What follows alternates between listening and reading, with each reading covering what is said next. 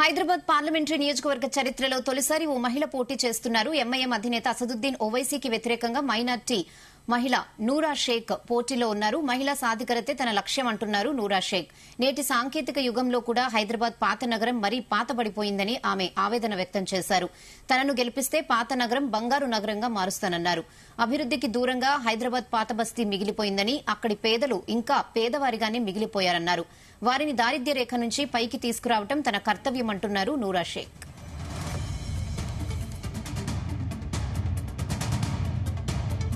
Hyderabad కాన్స్టిట్యున్సీతో election చేయాలని ఎందుకు నిర్ణయించినారు, వీళ్ళే ఎందుకు గెలుస్తున్నారు అనేది ఈరోజు జూనియర్స్ వాళ్ళు క్వశ్చన్ ఇస్తున్నారు.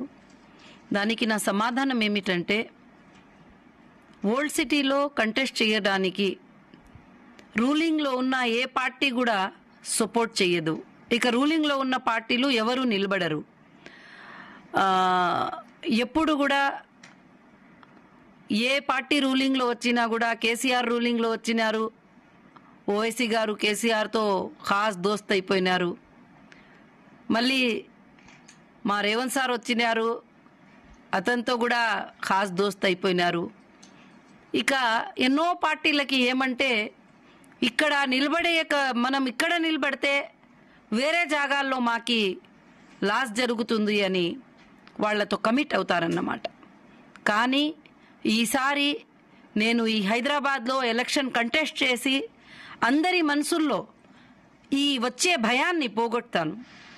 అందరూ ఏమనుకుంటున్నారంటే, ఇక్కడ మనం కంటెస్ట్ చేస్తే ఎట్లా అని చెప్పి, ఇది నేను ఖచ్చితంగా కంటెస్ట్ చేసి ఓల్డ్ సిటీని గోల్డ్ సిటీగా మార్చాలనే నాది ఒక కల ఉండాది.